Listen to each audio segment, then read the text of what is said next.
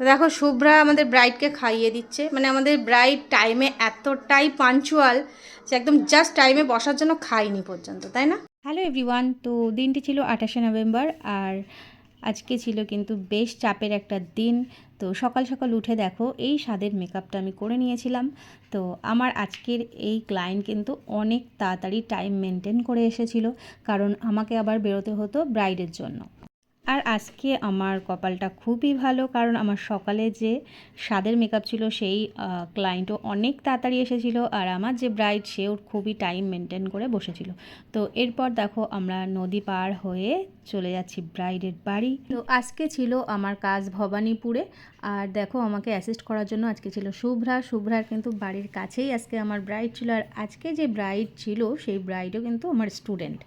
তো আমরা আসার পর আমাদের টিফিন দিয়ে দিল, তো আমরা একটু টিফিন করে নিচ্ছিলাম। এরপর আমার ব্রাইডও চলে এসে। তো হ্যালো এভরিওয়ান, আজকে সাজাতেছি আমার স্টুডেন্ট সৌমিতার বাড়িতে।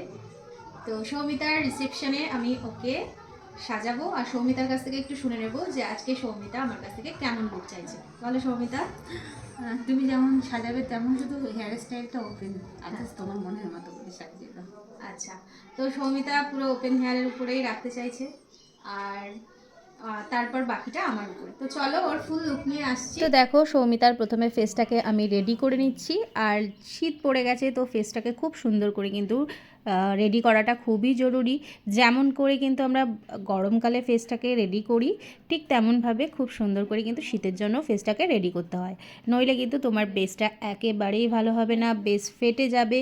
তো এই প্রবলেমগুলো হবে। আর হ্যাঁ, একটা ভিডিওতে কিন্তু সমস্তটা ডিটেলসে বলা সম্ভব না, তার জন্য কিন্তু তোমরা আমাদের ক্লাসটা জয়েন করতে পারো।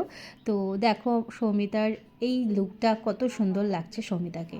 তো সৌমিতার আজকের এই লুকটা তোমাদের কেমন লাগলো সেটা অবশ্যই জানিও। আর তোমরা যদি এরকম লুক পেতে চাও তার জন্য আমার সাথে কন্ট্যাক্ট করতে পারো। আমার কন্ট্যাক্ট নাম্বার হলো 7699770663। তো আজকের মতো টাটা সবাইকে, আবারও দেখা হবে অন্য কোনো ভিডিওতে। ঘুরে আসো।